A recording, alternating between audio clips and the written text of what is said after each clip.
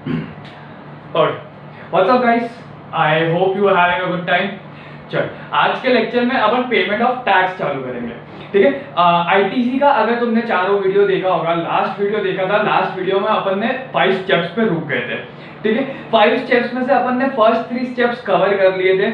Next 2 steps cross utilization and balance refundable या payable वाला part था ना, वो अपना बाकी था। वो मैंने कहा था अपन पेमेंट ऑफ टैक्स में से पेमेंट ऑफ टैक्स वाले चैप्टर में चालू करेंगे, ठीक है। इधर देख, टैक्स कितने टाइप का होता है।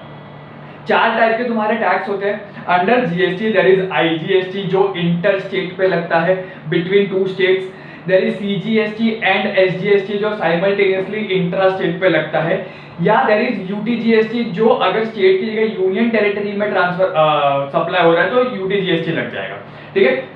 There are 4 types of taxes. अभी देख, आईजीएसटी है। आईजीएसटी अगर मैंने पे किया है तो मैंने क्या किया, आईजीएसटी का क्रेडिट ले लिया।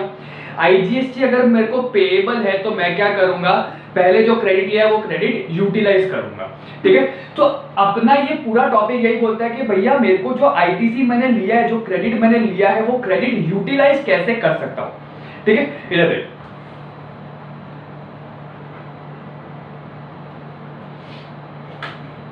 चल अभी देख मेरे पास क्या है, यूटिलाइजेशन ऑफ आईटीसी में मेरे पास आईजीएसटी का आईटीसी है। मैंने कोई इंटरस्टेट परचेज किया होगा जिस पे मैंने आईजीएसटी पे किया था, तो मैंने क्या किया, आईजीएसटी का क्रेडिट ले लिया, ठीक है। अभी मैं वो आईजीएसटी का जो क्रेडिट मेरे पास पड़ा है वो मैं यूटिलाइज कैसे करेगा, against the output tax liability of. Output tax liability मतलब मेरे को जब मैं सेल करूंगा तो सेल पे जो टैक्स पेबल होगा उसको अपन आउटपुट टैक्स लायबिलिटी बोलते हैं। तो वो टैक्स लायबिलिटी में से पहले मैं क्रेडिट माइनस करता हूं, अपन ने आईटीसी वाले चैप्टर में देखा था, ठीक है। तो वो क्रेडिट माइनस कैसे होगा वो अपन ये चैप्टर में देखते हैं। मेरे पास आईजीएसटी का क्रेडिट पड़ा है, उसको मैं पहले आईजीएसटी के अगेंस्ट सेट ऑफ करूंगा। उसके बाद अगर कुछ क्रेडिट बैलेंस बच गया है तो मैं सीजीएसटी पेएबल या फिर एसजीएसटी पेएबल है तो उसके अगेंस्ट यूटिलाइज करूंगा। ये अमेंडमेंट आया है इन any order and in any proportion. पहले था कि अगर मेरे पास आईजीएसटी बैलेंस बच गया तो first I will utilize against CGST and then against SGST in same order. अब ऐसा है कि भाई मेरे को अगर चाहिए तो मैं एसजीएसटी के अगेंस्ट भी यूटिलाइज कर सकता हूं, मेरे को अगर चाहिए तो मैं सीजीएसटी के अगेंस्ट भी यूटिलाइज कर सकता हूं। समझ में आ गया, ठीक है। वापस आईजीएसटी का मेरे पास क्रेडिट पड़ा है, मैंने आईजीएसटी पे किया था, वो मेरे पास क्रेडिट पड़ा है, तो मैं कब यूज करूंगा, against IGST payable. IGST payable है उसमें से आईजीएसटी पेड माइनस करूंगा। उसके बाद भी अगर मेरे पास आईजीएसटी का क्रेडिट बचा है तो मैं अगेंस्ट सीजीएसटी पेएबल और अगेंस्ट एसजीएसटी पेएबल और against UTGST payable as the case में भी I can utilize my IGST in any order and in any proportion, ठीक है। ये एक बार खत्म हो जाएगा ना, इसके बाद अपन एक सम देखेंगे, वो सम में तुमको क्लैरिटी मिल जाएगा एज वेल एज वो सम के साथ तुम्हारा जो बैलेंस 2 पार्ट बचा है ना, 2 स्टेप जो बचा है ना, क्रॉस यूटिलाइजेशन वाला एंड फाइनल स्टेप स्टेप 5, वो भी खत्म हो जाएगा। इसके जस्ट बाद तुरंत बाद अपन एक सम देखने वाले हैं। नेक्स्ट सीजीएसटी क्रेडिट मेरे पास पड़ा है, मैंने इंट्रा स्टेट सप्लाई किया, इंट्रा स्टेट परचेज किया था, वो परचेज पे मैंने सीजीएसटी और एसजीएसटी पे किया था, ठीक है। तो मेरे पास सीजीएसटी का क्रेडिट और एसजीएसटी का क्रेडिट बचा है। अब सीजीएसटी का क्रेडिट मैं कब यूटिलाइज करूंगा, against output tax liability of CGST, first against CGST and balance अगर कुछ बच गया तो अगेंस्ट आईजीएसटी, ठीक है। एसजीएसटी भी against output tax liability of first, SGST balance कुछ बच गया तो आईजीएसटी। इधर देख, आईजीएसटी का क्रेडिट मैं सीजीएसटी और एसजीएसटी दोनों के अगेंस्ट यूटिलाइज कर रहा हूं, लेकिन सीजीएसटी का क्रेडिट मैं एसजीएसटी के अगेंस्ट यूटिलाइज नहीं कर रहा। समझा क्या, सीजीएसटी का क्रेडिट मैं एसजीएसटी के अगेंस्ट यूटिलाइज नहीं कर सकता। लाइकवाइज एसजीएसटी का क्रेडिट मैं सीजीएसटी के अगेंस्ट यूटिलाइज नहीं कर सकता। इसको बोलते हैं क्रॉस यूटिलाइजेशन। मैं क्रॉस यूटिलाइजेशन नहीं कर सकता। क्रॉस यूटिलाइजेशन मतलब एक क्रेडिट दूसरे क्रेडिट के अगेंस्ट यूटिलाइज करना। यहां पे क्रॉस यूटिलाइजेशन चलेगा, बट यहां पे क्रॉस यूटिलाइजेशन नहीं चलेगा। सीजीएसटी का अगेंस्ट एसजीएसटी नहीं जाएगा, एसजीएसटी का अगेंस्ट सीजीएसटी नहीं जाएगा। समझ में आ गया। सेम यहां पर भी एप्लीकेबल है, इधर भी सीजीएसटी नहीं जाएगा, एसजीएसटी नहीं जाएगा। समझ में आ गया? ठीक है, against the output tax liability of first UTGST balance IGST. Clear है? ठीक है, चल नेक्स्ट ये है ना, ये काफी इंपॉर्टेंट पॉइंट है, एंटायर आईजीएसटी क्रेडिट।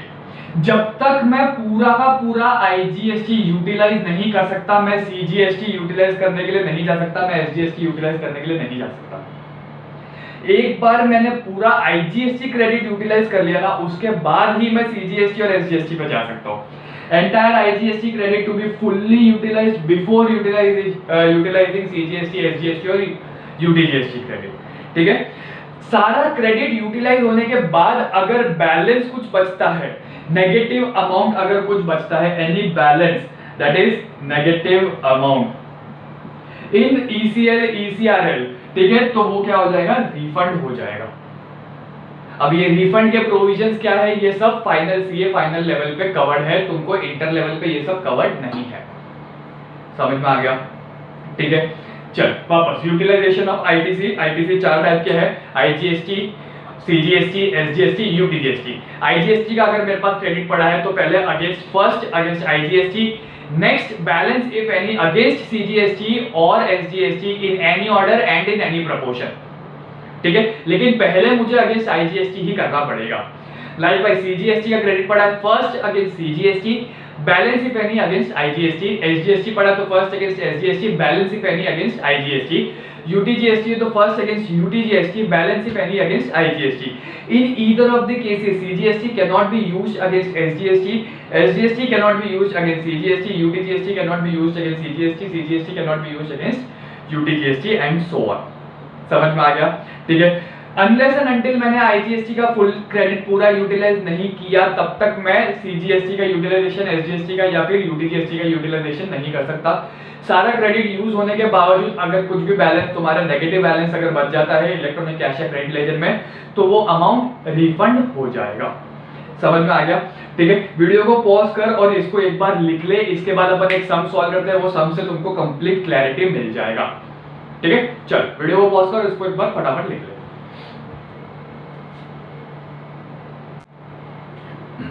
चल लिख लिया? इधर देख, क्वेश्चन फ्रेम किया हुआ है। ठीक है, इसके अंदर से मैंने सारा मसाला निकाल दिया, खाली कंटेंट जो इंपॉर्टेंट रिक्वायरमेंट है क्वेश्चन का वो सब मैंने लिख के रखा है। इधर देख, क्वेश्चन में क्या क्या दिया है, सेल्स का डेटा दिया है, परचेज डेटा दिया है, ओपनिंग आईटीसी दिया हुआ है। ठीक है, सेल्स में तुमको इंटरस्टेट दिया है, इंट्रा दिया हुआ है, परचेज में इंटर दिया है, इंट्रा दिया है, और ओपनिंग क्रेडिट में आईजीएसटी का क्रेडिट दिया है, सीजीएसटी का दिया है, एसजीएसटी का दिया है।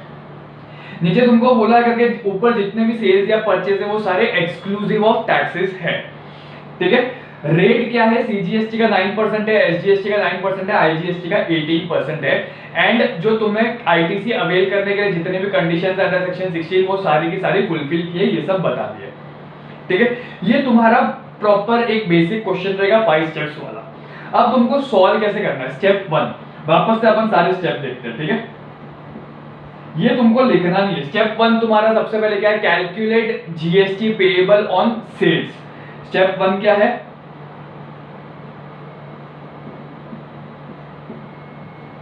GST payable on sales, payable है। ठीक है, मैंने सेल्स किया, इंटरस्टेट है, इंट्रास्टेट है, मतलब मेरे पास सीजीएसटी, एसजीएसटी और आईजीएसटी तीनों होगा। ठीक है, मैं क्या करता हूं, लिख लेता हूं आईजीएसटी, एसजीएसटी, सीजीएसटी। अभी देख, मैंने सेल कितने का किया है, इंटरस्टेट, इंटरस्टेट पे आईजीएसटी लगेगा, मैंने 3 लाख का सेल किया है, तो 3 लाख पे आईजीएसटी रेट कितना है, 18%। 3 लाख इंटू 18% मेरा आईजीएसटी कितना हो गया, 54,000। अपन को जीएसटी कैलकुलेट करना है। ठीक है, नेक्स्ट इंट्रास्टेट है 8 लाख का, इंट्रास्टेट कितने का है,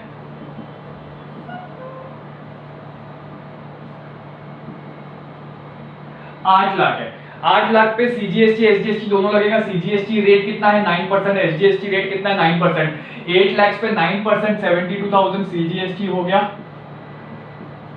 72,000 एसजीएसटी हो गया। ये क्या हो गया मेरा, first step clear. GST payable on sales, total GST payable कितना है, ये हो गया मेरा आउटपुट टैक्स लायबिलिटी, या फिर स्टेप 1 के हिसाब से ग्रॉस टैक्स लायबिलिटी हो गया 72,000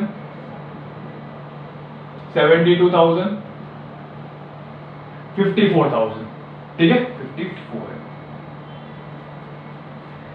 स्टेप 2 क्या है अपना, calculate tax payable on purchases, GST paid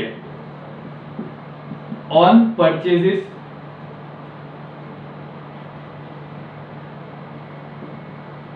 purchase पे मैंने कितना, अभी मेरे पास परचेज भी इंटर स्टेट है इंट्रा स्टेट है।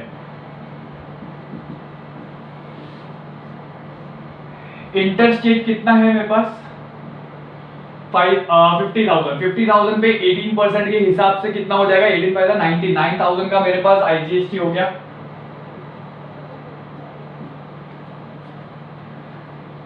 नेक्स्ट इंट्रा स्टेट 2 लाख का, 2 लाख पे 9% के हिसाब से 18,000 हो गया।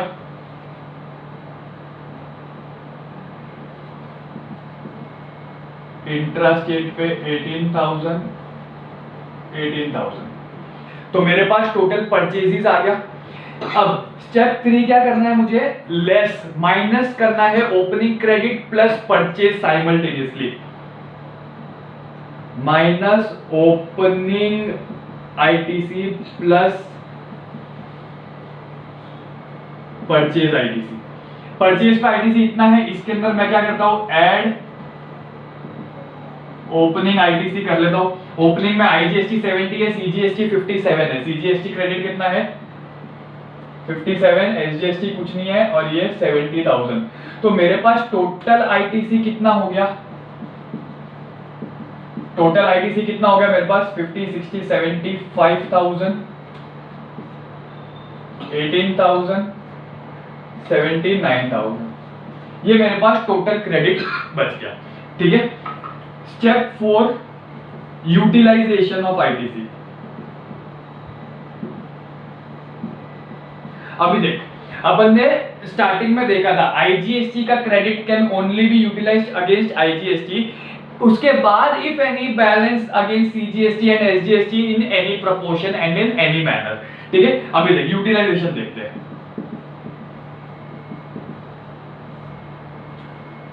मेरे पास सीजीएसटी है, एसजीएसटी है, आईजीएसटी है, ठीक है। पेएबल कितना है, gross tax liability 72,000, 54,000 less ITC utilized. अभी देख आराम से, अगर मेरे को सीजीएसटी का पेएबल है तो सीजीएसटी वाला रूल क्या बोलता है, पहले सीजीएसटी उसके बाद आईजीएसटी, ठीक है। तो आईजीएसटी सबसे पहले अपन सेटलमेंट करेंगे, आईटीसी यूटिलाइज, आईजीएसटी में आईटीसी कितना है 79,000, तो पूरा 54 मैंने यूटिलाइज कर दिया, हाँ क्या नहीं। अब 79,000 में से 54,000 चला गया, बैलेंस कितना बच गया 16,000, बैलेंस कितना बच गया 16,000, ठीक है। ये हो गया मेरा नील। एसजीएसटी अभी भी पेएबल है, सीजीएसटी अभी भी पेएबल है। अभी देख एसजीएसटी का क्रेडिट कितना है मेरे पास 18,000, तो ये पूरा 18,000 मैंने यूटिलाइज कर दिया, बैलेंस कितना बच गया नील। ये 18,000 चला गया, बैलेंस अभी भी 54,000 है। यहां पर 75,000 का क्रेडिट है, 72,000 है, तो मैंने 72,000 यूटिलाइज कर दिया, बैलेंस कितना बच गया 3,000, तो ये 72,000 यूटिलाइज हो गया, बैलेंस बच गया 3,000, सॉरी नहीं। अभी देख पूरा आईजीएसटी यूटिलाइज हो गया, पूरा सीजीएसटी का क्रेडिट यूटिलाइज हो गया, एसजीएसटी का क्रेडिट यूटिलाइज हो गया। अब मेरे पास आईजीएसटी 16,000 अभी भी बचा है, सीजीएसटी 3,000 अभी भी बैलेंस आईटीसी बचा है। आईटीसी कितना था 75,000, पेएबल कितना है 72,000, ठीक है। तो पूरा का पूरा सेटल हो गया, बैलेंस 3,000 बच गया, इधर बैलेंस 16,000 बच गया। अभी इसका क्या करना है,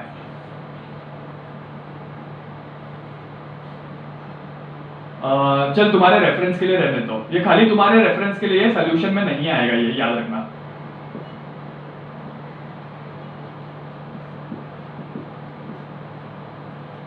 अभी देख, अभी मेरे को एसजीएसटी अभी भी पे करना है। मैं सीजीएसटी का क्रेडिट जो 3000 बचा है वो मैं यूज कर सकता हूँ क्या अगेंस्ट एसजीएसटी? नहीं, सीजीएसटी का रूल क्या बोलता है? First against CGST then if any against IGST. IGST का एसजीएसटी का रूल क्या बोलता है? First against SGST.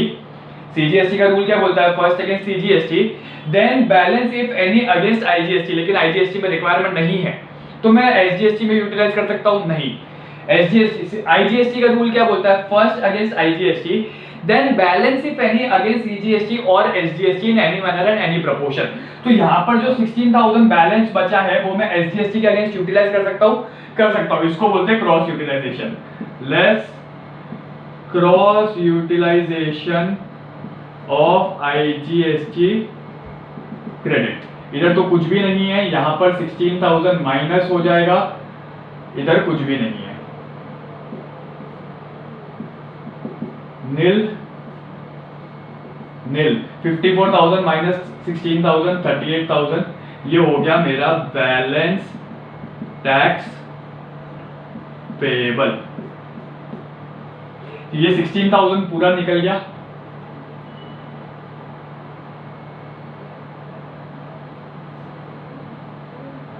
इसका वर्किंग नीचे बता देते हैं। बैलेंस टैक्स पेएबल कितना आ गया मेरे पास? 38,000। ठीक है, अभी देख वर्किंग देख क्या बोलता है। मेरे पास आईजीएसटी, सीजीएसटी, एसजीएसटी, आईजीएसटी था। आईटीसी कितना था? सीजीएसटी में 75,000, एसजीएसटी में 18,000, आईजीएसटी में 79,000। Less utilized. सीजीएसटी कितना यूटिलाइज हुआ? 72,000। यूटिलाइज कितना हुआ है? 72,000। ये पूरा 18,000 यूटिलाइज हो गया, और ये कितना यूटिलाइज हुआ? 54,000 इधर एंड 16,000 इधर। 54,000 16,000। ठीक है, अभी बैलेंस 3,000 नील 360 एंड 70। ओ एक सेकेंड, कुछ तो गड़बड़ है। एक सेकेंड, माय बैड सॉरी। 79,000 है, 79,000 में से 54,000 चला गया, तो 54 64 74 25,000 का क्रेडिट बचता है। सॉरी माय बैड, 25,000 का क्रेडिट बचेगा, वो 25,000 मैं यहाँ पर यूटिलाइज करूंगा। अब ठीक है, 50 60 70 79,000 मिल। तो ये कितना हो जाएगा? 54 माइनस 25 0 0 25 एंड 29,000। ये आ गया मेरा पेएबल। ठीक है, बैलेंस आईटीसी जो बच गया, अपन ने क्या देखा था? Balance ITC if any shall be refundable. ये हो जाएगा रिफंडेबल। सीजीएसटी क्रेडिट रिफंडेबल हो जाएगा, ये बैलेंस टैक्स पेएबल एसजीएसटी 29,000 आ जाएगा। This is how you have to solve the sum. ये तुम्हारा बेसिक प्रेजेंटेशन होगा। समझ गए सम का? अभी देख, अभी ये सम में तुमने क्या क्या बता दिया। सेल्स पे कितना टैक्स पे करना है वो बता दिया, परचेज पे तुमने कितना टैक्स पे किया वो बता दिया, आईटीसी तुम्हारे पास टोटल कितना है वो बता दिया, कितना आईटीसी तुमने यूटिलाइज किया वो बता दिया, कितना क्रॉस यूटिलाइजेशन में गया वो बता दिया, कितना टैक्स पेएबल है वो बता दिया, कितना टैक्स रिफंडेबल है वो भी बता दिया। समझ में आ गया? ठीक है, स्टेप 4 यूटिलाइजेशन ऑफ आईटीसी अपन ने देख लिया। एंड स्टेप 5 बैलेंस अगर नेगेटिव है, बैलेंस अगर नेगेटिव है तो रिफंडेबल, पॉजिटिव है तो पेएबल। अब भैया ये नेगेटिव तो है नहीं 3000, देख नेगेटिव है, कैसे नेगेटिव है? पेएबल कितना है? 72,000। मैं 72,000 में से माइनस कितना करूंगा? आईटीसी 75,000, तो नेगेटिव 3000 आएगा ना, हाँ क्या नहीं? लॉजिकली सही है। ठीक है, तो ये अल्टीमेटली नेगेटिव ही आएगा। समझ गए? ये एक काम कर, वीडियो को पॉज कर और इसको फटाफट उतार ले, क्वेश्चन भी लिख ले, सोल्यूशन भी लिख ले। समझ के करना तो इजी पड़ेगा, सारे के सारे सम्स तो इसी बेसिस पे, इसी लॉजिक पे सॉल्व करते जाना।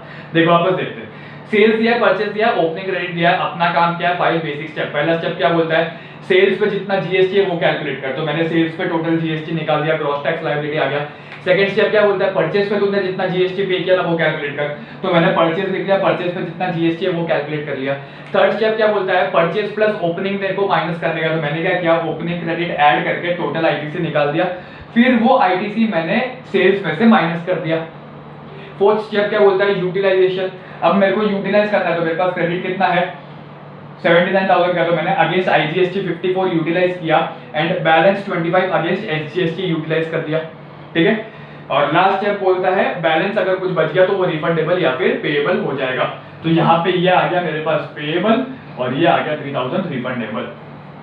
समझ गया, ठीक है। चल एक काम कर, वीडियो को पॉज कर और इसको फटाफट उतार ले, इसके बाद अपन आगे देखते हैं क्या करना है। आगे अपन चेक करेंगे electronic cash ledger, electronic credit ledger, electronic liability ledger. वो लेजर्स क्या होते हैं वो अपन देखेंगे, ठीक है। चल वीडियो को पॉज कर और इसको फटाफट उतार ले।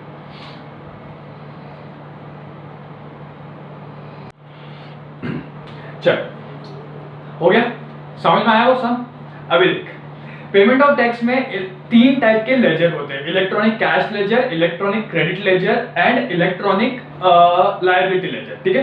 कैश लेजर और क्रेडिट लेजर अपन एक बार देख लेते हैं, उसके बाद लायबिलिटी लेजर देखेंगे, ठीक है।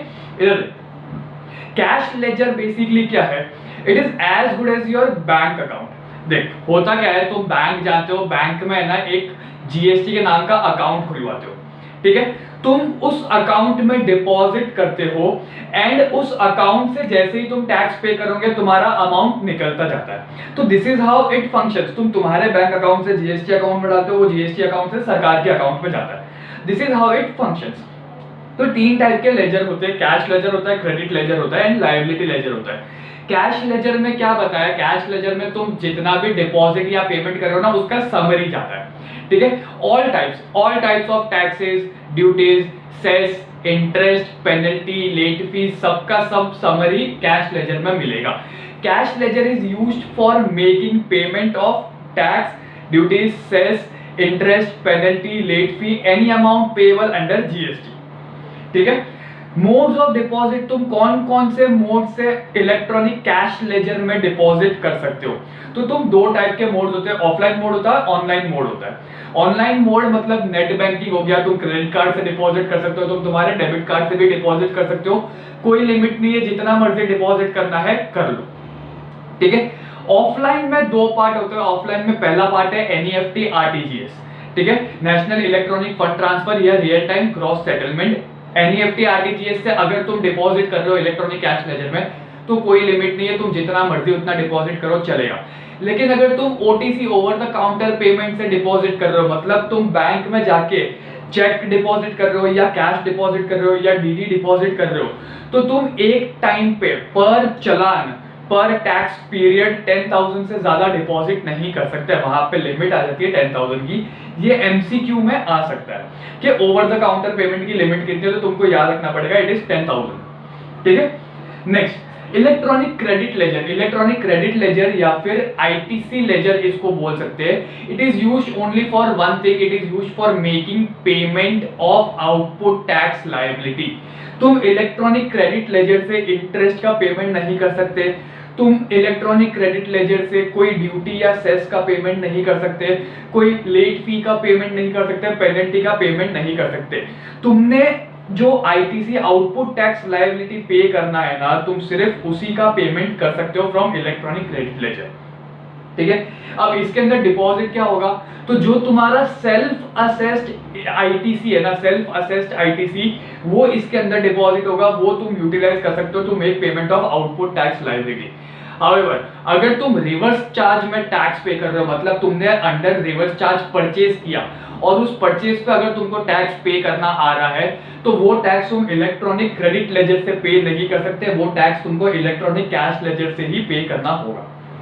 समझ में आ गया। इलेक्ट्रॉनिक क्रेडिट लेजर क्या बोलता है, self assessed ITC is reflected in this ledger, it is used for making payment of only tax, towards output tax liability of IGST, CGST, SGST, UTGST, etc. It is not utilized for tax payable under reverse charge. समझ में आ गया? ठीक है, चल एक काम कर, वीडियो को पॉज कर और इसको लिख ले। इसके बाद अपन इलेक्ट्रॉनिक क्रेडिट लेजर देखते हैं एंड थोड़े बहुत छोटे मोटे अदर पॉइंटर्स है वो पॉइंटर्स देख लेंगे, तो अपना पेमेंट ऑफ टैक्स चैप्टर भी खत्म हो जाएगा। ठीक है, वीडियो को पॉज करके एक बार इसको कॉपी कर ले फटाफट। चल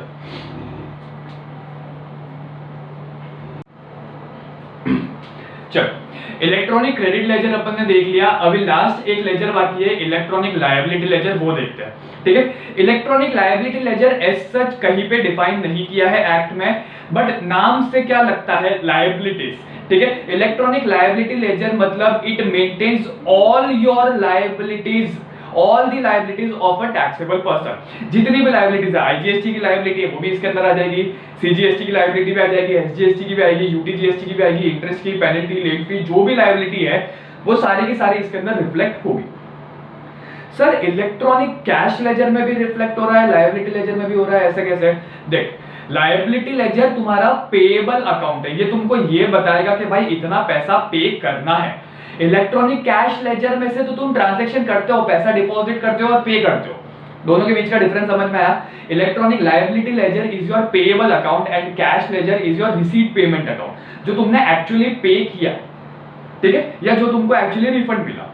अभी देख, order of discharge of tax and other dues, simple सा फंडा है, पहले का कांड पहले क्लियर करो, उसके बाद करंट ईयर का, और उसके बाद अगर कुछ पैसा बच जाता है तो वो डिमांड नोटिस या फिर एडजुडिकेटिंग प्रोसीडिंग्स के अगेंस्ट यूज हो जाएगा। इसलिए सीक्वेंस है ना, ये इसका ऑर्डर ऑफ डिस्चार्ज का सीक्वेंस मेंटेन करके रखना।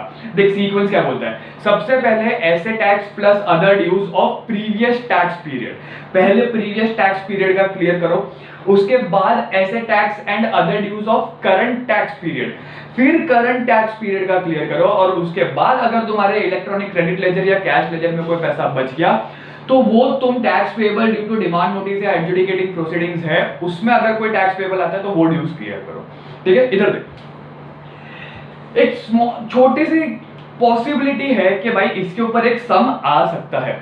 अभी देख, तुमको क्वेश्चन में अगर ऐसा दे दिया ना, सारे interest, penalty, late fee, self assess tax, previous period के, करंट पीरियड के, सबका एक लिस्ट दे दिया, तुम्हारे दिमाग में सबसे पहली चीज ये क्लिक होनी चाहिए कि भाई मैं पेमेंट किस पे से कर रहा हूँ, इलेक्ट्रॉनिक क्रेडिट लेजर से कर रहा हूँ या इलेक्ट्रॉनिक कैश लेजर से। क्यों? अगर क्वेश्चन में इलेक्ट्रॉनिक कैश लेजर दिया है तो अदर ड्यूज भी कंसीडर हो जाएगा। प्रीवियस पीरियड का अदर ड्यूज पहले निकलेगा, फिर करंट पीरियड का अदर ड्यूज निकलेगा, उसके बाद अगर कुछ बचा तो डिमांड नोटिस या प्रोसीडिंग्स में से। लेकिन अगर क्वेश्चन में इलेक्ट्रॉनिक क्रेडिट लेजर दिया है ना, क्वेश्चन में अगर इलेक्ट्रॉनिक क्रेडिट लेजर दिया है ना, तो इलेक्ट्रॉनिक क्रेडिट लेजर में से तुम खाली आउटपुट टैक्स लायबिलिटी पे कर सकते हो, तुम इंटरेस्ट, पेनल्टी, लेट फी ये सब पे नहीं कर सकते इलेक्ट्रॉनिक क्रेडिट लेजर से। समझ में आया? ठीक है, क्वेश्चन दिया रहेगा तो ध्यान से देखना तुम पेमेंट कहां से कर रहे हो। टैक्स का यही एक ब्यूटी है, कनेक्टिविटी। क्लियर है? नेक्स्ट ये देख, ये जो बेसिक्स दिए हो ना, सीपिन, सिन, बीआरएन, ईएफपीबी, ये तुमको एक एक मार्क के लिए पूछ सकते हैं कि भैया सीपिन क्या होता है डिफाइन करो, या फिर सिन क्या होता है, बीआरएन बैंक रेफरेंस नंबर क्या होता है, ईएफपीबी क्या होता है, ये सब तुम डिफाइन कर लो। तो पॉसिबिलिटी है कि एक एक मार्क के लिए ये कहीं ना कहीं पे डाल सकते हैं। तो देख ले एक बार, सीपिन, सीपिन मतलब कॉमन पोर्टल आइडेंटिफिकेशन नंबर। इतना जो लिखवाया है, अगर इतना भी लिख लिया ना तो सफिशिएंट है डेटा एक मार्क के लिए, या 2 मार्क के लिए भी, इससे ज्यादा तो डेटा है ही। देख सीपिन, सीपिन क्या होता है, common portal identification number, common portal identification number. ठीक है, it is your 14 digit pin, 14 digit pin है ये इसका काम क्या है, तुम जो भी चालान वगैरह बनाते हो ना तो ये चालान आइडेंटिफाई करता है।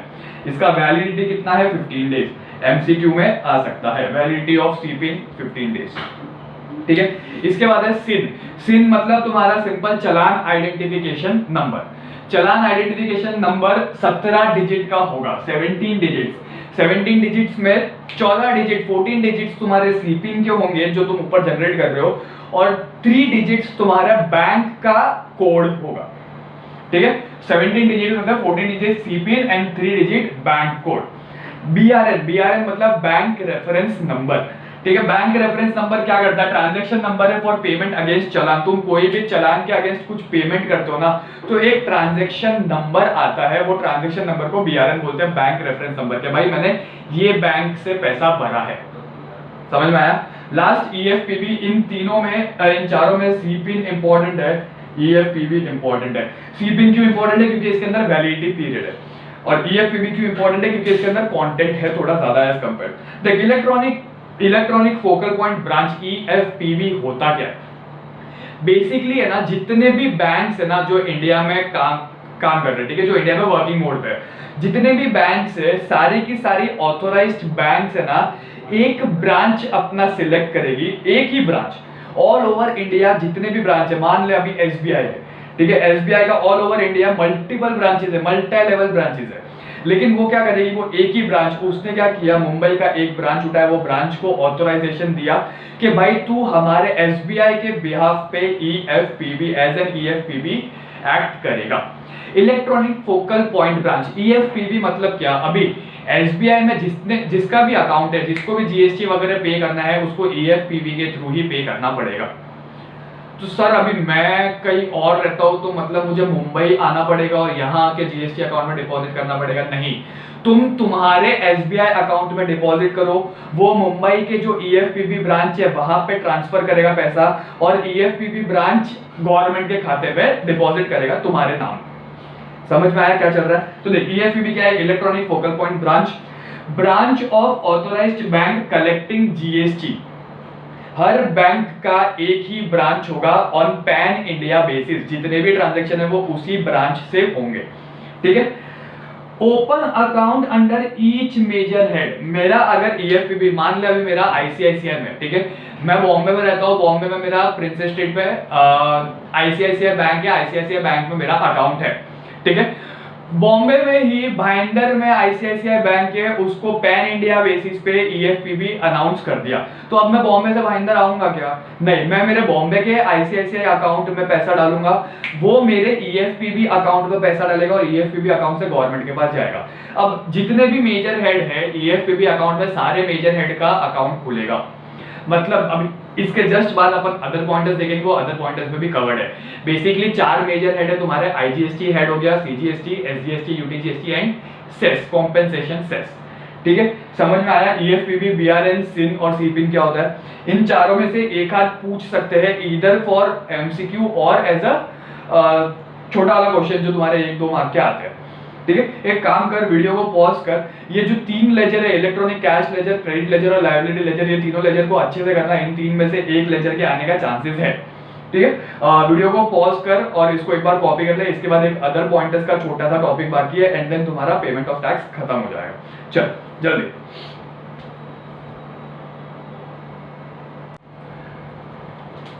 चल, हो गया वो। अभी लास्ट टॉपिक है तुम्हारा पेमेंट ऑफ इंटरेस्ट, एंड उसके बाद जो छोटे मोटे पॉइंटर्स है वो पॉइंटर्स देख लेंगे, तो तुम्हारा पेमेंट ऑफ टैक्स का चैप्टर भी यहाँ पर खत्म हो जाएगा। इधर देख, कोई भी डिलेड पेमेंट हो, कोई भी डिलेड पेमेंट, अगर तुमको गवर्नमेंट को डिले पेमेंट कर रहे हो तो बाय डिफॉल्ट इंटरेस्ट लगेगा। लाइकवाइज पेमेंट ऑफ टैक्स में भी इंटरेस्ट का एक सेक्शन है, सेक्शन याद रख लोगे, एग्जाम में सेक्शन कोट कर लोगे तो अच्छा इंपैक्ट गिरेगा। इधर देख, तुम्हारे लेवल पे ऐसा ज्यादा सेक्शंस है नहीं कोट करने के लिए, एक ये याद रख लेना, इंटरेस्ट अंडर सेक्शन 50। अभी देख, टैक्स से रिलेटेड अगर तू लेट पेमेंट कर रहा है, क्वेश्चन में तेरे को यही देखना है, टैक्स रिलेटेड है, input tax credit ITC related है, या आउटपुट टैक्स लायबिलिटी ओटीएल रिलेटेड है। 3 ही चीज देखनी है तेरे को, टैक्स, आईटीसी, ओटीएल। अगर तेरे को टैक्स रिलेटेड डिले है तो 18% इंटरेस्ट लगेगा। आईटीसी या OTL, output tax liability related अगर डिले है तो 24% इंटरेस्ट लगेगा। कब लगेगा? From first day after the due date of payment of tax till the actual date of payment. अब ड्यू डेट क्या है? GSTR 3B in general case 20th of the next month तेरा due date of payment है, ठीक है, इन general case. तो 20 तारीख के बाद मान लिया अगर तूने 25 तारीख को टैक्स पे किया तो 5 दिन का डिले हुआ, जो भी अमाउंट है multiply by 18% multiply by 5 divide by 365 कर ले, इंटरेस्ट अमाउंट आ जाएगा। समझ में आ गया? ठीक है। अभी देख, अगर डिमांड नोटिस तेरे पे इशू हुआ है, अगर गवर्नमेंट ने डिमांड नोटिस इशू किया एंड नोटिस में बिलेटेड पेमेंट का केस है और नोटिस में इंटरेस्ट कहीं पे मेंशन नहीं किया है, फिर भी तुझे वॉलंटरीली इंटरेस्ट पे करना पड़ेगा by default, even if notice में कहीं पे भी इंटरेस्ट बोला नहीं है, ठीक है। Interest voluntarily in case of belated payment even if not mentioned in the demand notice. तू ये बोल के एस्केप नहीं कर सकता कि भाई डिमांड नोटिस में इंटरेस्ट नहीं आया तो मैं पे नहीं करेगा, नहीं। अगर demand notice belated payment related है एंड तूने अगर वॉलंटरीली इंटरेस्ट पे नहीं किया तो तेरा इंटरेस्ट अमाउंट बढ़ते जाएगा। You have to voluntarily pay the interest. समझ में आ गया? Next, major head minor heads अपन ने देखा था। मेजर हेड ईएफपीबी में देखा था ऑल मेजर हेड्स के अकाउंट खुलने चाहिए। अब मेजर हेड क्या है? IGST, CGST, SGST, UTGST, cess. उसके अंदर माइनर हेड क्या आ जाएंगे तेरे? Interest, penalty, late fee, other dues. मतलब कैसा है? आईजीएसटी, फिर नीचे interest, penalty, late fee, other dues. CGST interest, penalty, late fee, other dues. SGST interest, penalty, late fee, other dues. UTGST interest, penalty, late fee, other dues and so on. समझ में आया? ठीक है। Next, e challan. अभी है ना physical चालान या manual चालान का टाइम चला गया। जीएसटी में मैंडेटरीली ई पेमेंट चालान इशू होगा। ई चालान तुमको मैंडेटरीली इशू करना पड़ेगा एंड ई चालान का वैलिडिटी विल बी 15 डेज। ठीक है। तू ऐसा नहीं है आईजीएसटी पे करना तो अलग चालान, सीजीएसटी पे करना तो अलग चालान, एसजीएसटी के लिए अलग चालान, इंटरेस्ट के लिए अलग चालान, नहीं। Single challan for all taxes and duties. एक ई चालान बना एक टैक्स पीरियड का। अभी जुलाई मंथ है तो जुलाई मंथ का एक ई चालान बनेगा। उस ई चालान के अंदर जितना आईजीएसटी पेबल है उसका डेटा आएगा, सीजीएसटी का आएगा, SGST, UTGST, interest, penalty, late fee सब उसी के अंदर आएगा। ठीक है। Mandatory e challan, validity 15 days है। Single challan for all taxes and other dues. खत्म। नेक्स्ट, अगर तू एनईएफटी या आरटीजीएस जनरेट करता है तो तेरे को एनईएफटी या आरटीजीएस जनरेट करने के बाद एक मैंडेट फॉर्म जनरेट करना पड़ेगा। मैंडेट फॉर्म नंबर तुमको याद रखने की जरूरत नहीं है। मैंडेट फॉर्म जनरेट करना है जिसका वैलिडिटी भी 15 डेज होगा। तो अपन ने तीन चीज देखी है जिसका 15 डेज का वैलिडिटी है, सीपिन का, मैंडेटरी ई चालान का एंड मैंडेट फॉर्म का। ठीक है। Next, transfer of ITC in case of cross utilization. भैया क्रॉस यूटिलाइजेशन अपन ने देखा था। क्रॉस यूटिलाइजेशन में क्या होता है? वीडियो के स्टार्टिंग में अपन ने देखा था। क्रॉस यूटिलाइजेशन मतलब मैं आईजीएसटी का क्रेडिट यूज कर रहा हूँ सीजीएसटी पे करने के लिए, या आईजीएसटी का क्रेडिट यूज कर रहा हूँ एसजीएसटी पे करने के लिए, या एसजीएसटी का क्रेडिट यूज कर रहा हूँ सीजीएसटी अपना आईजीएसटी पे करने के लिए, व्हाटएवर इट इज। ठीक है। तो देख क्रॉस यूटिलाइजेशन में क्या होता है? अगर मैंने सीजीएसटी यूज किया आईजीएसटी पे करने के लिए, अगर मैं सीजीएसटी यूज कर रहा हूं आईजीएसटी पे करने के लिए, तो मैं क्या करूंगा? मेरा जो सीजीएसटी का क्रेडिट है वो कम करूंगा। ठीक है। एंड जितना अमाउंट मैंने क्रेडिट का कम किया है इक्विवेलेंट अमाउंट मैं आईजीएसटी अकाउंट में ट्रांसफर कर दूंगा। समझ में आया? भाई देख, अगर मैं तुझे बोलता हूं कि मेरा बैंक अकाउंट से ट्रांजैक्शन नहीं हो रहा है, तू एक काम करना, मेरे बिहाफ पे पेमेंट कर दे। ठीक है। तो पहले मैं तुझे पैसा दूंगा, उसके बाद तू आगे पेमेंट करेगा ना। समझ में आया? तो लाइकवाइज ऐसा ही, अगर सीजीएसटी मेरे को यूटिलाइज करना है आईजीएसटी पे करने के लिए, तो पहले सीजीएसटी अकाउंट से निकालना पड़ेगा, आईजीएसटी अकाउंट में डालना पड़ेगा, उसके बाद ही मैं यूज कर सकता हूँ। क्लियर हो क्या? ठीक है। तो अगर मैं सीजीएसटी यूज कर रहा हूँ आईजीएसटी पेमेंट के लिए, तो सीजीएसटी को मैं क्या करूंगा? रिड्यूस करूंगा एंड जितने अमाउंट से मैंने सीजीएसटी रिड्यूस किया है उतना अमाउंट मैं आईजीएसटी अकाउंट में ट्रांसफर कर दूंगा। ठीक है। सेम अगर मैंने आईजीएसटी यूज किया है सीजीएसटी या यूटीजीएसटी पे करने के लिए, तो आईजीएसटी मेरा रिड्यूस हो जाएगा एंड उतना अमाउंट सीजीएसटी या यूटीजीएसटी अकाउंट में चला जाएगा। अगर मैं आईजीएसटी यूटिलाइज कर रहा हूं टू पे एसजीएसटी, तो मेरा आईजीएसटी अमाउंट कम हो जाएगा एंड उतना amount central government respective state government को ट्रांसफर कर देगा एंड वाइस वर्सा। ठीक है। आईजीएसटी आ गया सीजीएसटी के लिए, अगर एसजीएसटी यूटिलाइज कर रहा हूं टू पे आईजीएसटी, इस केस में वाइस वर्सा भी हो जाएगा। वाइस वर्सा म्हणजे अगर मैंने आईजीएसटी की जगह पे एसजीएसटी यूज किया टू पे आईजीएसटी, तो क्या हो जाएगा? एसजीएसटी कम हो जाएगा and equivalent amount state government will transfer to central government. कर लो। ठीक है। चल, तुम्हारा पेमेंट ऑफ टैक्स चैप्टर यहीं पे खत्म हो जाता है। वीडियो को एक बार पॉज कर लेना और ये लिख लेना। ठीक है। पॉसिबिलिटी है कि ये तुमको इसमें से एक आध कुछ इसमें आ जाए, क्या बोलते हैं, एमसीक्यूज में आ जाए। इंटरेस्ट का एक क्वेश्चन दे दे तुमको, इंटरेस्ट कैलकुलेशन का, क्वाइट अ पॉसिबिलिटी। ठीक है। तो ये अच्छे से देख लेना।